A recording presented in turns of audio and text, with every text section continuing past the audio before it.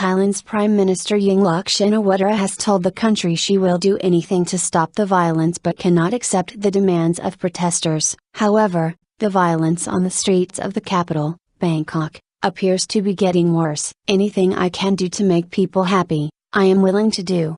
But as Prime Minister, what I can do must be under the Constitution, Yingluck said in a televised address on Monday. These were her first comments since violence erupted late on Saturday after weeks of peaceful protests. The armed forces will be neutral and I know they want to see the country in peace, Yingluck said, adding that her immediate aim was to restore peace to Bangkok's streets. However, not long after she said she would open every door to end the crisis, her national security chief admitted that rubber bullets were being used against protesters. Police used tear gas and water cannons at the heavily guarded government headquarters on Monday to drive thousands of protesters back, as demonstrators hurled sticks, stones, bottles and other projectiles at security forces, manning barriers at the besieged complex. A van carrying Al Jazeera's Scott Heidler and his crew was struck by gunfire, but no one was injured. It was unclear who opened fire. Earlier on Monday, Al Jazeera Online's Robert Kennedy,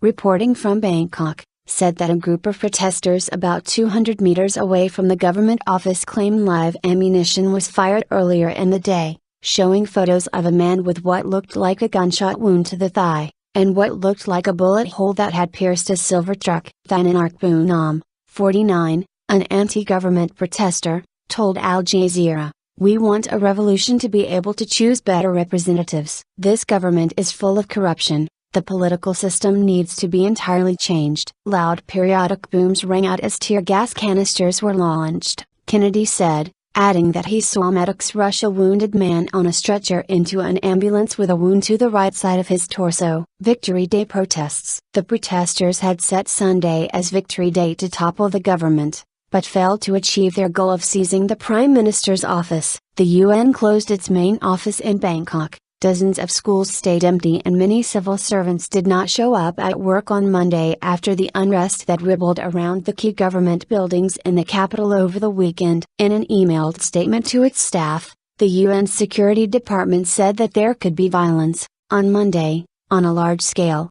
Staff should avoid government offices and other protest locations. Suthep Thongsuban, the opposition protest leader, said on Sunday that he met Yingluck but insisted there were no negotiations to end the political crisis. Suthep said he told Yingluck that the opposition would accept nothing less than her resignation and an appointed council taking over the government. The protests were prompted by an amnesty bill, which opponents feared would have allowed Thaksin Shinawatra, Yingluck's brother and former prime minister, to return to the country. Yingluck told Al Jazeera on Sunday that the government was no longer trying to pass the controversial bill that would have pardoned many people involved in corruption. The latest conflict in Thailand has pitted Bangkok's urban population against the rural supporters of Shinawatra. Political instability has plagued Thailand since the removal of Thaksin from his seat in a 2006 coup. 2 years later, anti-Thaksin protesters occupied Bangkok's two airports for a week after taking over the Prime Minister's office for 3 months.